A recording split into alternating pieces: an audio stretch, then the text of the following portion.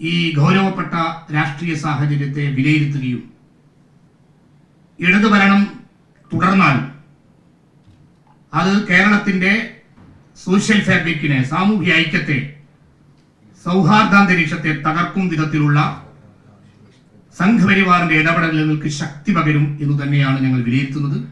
അതുകൊണ്ട് ഈ തെരഞ്ഞെടുപ്പിൽ ഇടത് ഭരണം അവസാനിപ്പിക്കാൻ കഴിയും വിധമുള്ള രാഷ്ട്രീയ നിലപാട് ഉയർത്തിപ്പിടിക്കുവാനാണ് വെൽഫെയർ പാർട്ടി തീരുമാനിച്ചിരിക്കുന്നത്. കേരളത്തിൽ UDF-ന് പിന്തുണ കൊടുക്കാൻ തീരുമാനിക്കുകയും അതിനുവേണ്ടിയുള്ള പ്രവർത്തനങ്ങൾ ശക്തിപ്പെടുത്തി മുന്നോട്ടു പോകാനും വെൽഫെയർ പാർട്ടി തീരുമാനിച്ചിരിക്കുകയാണ്. ചില മണ്ഡലങ്ങളിൽ BJP-യുടെ ജയസാധ്യതകൾ ശക്തമായ മണ്ഡലങ്ങളുണ്ട്.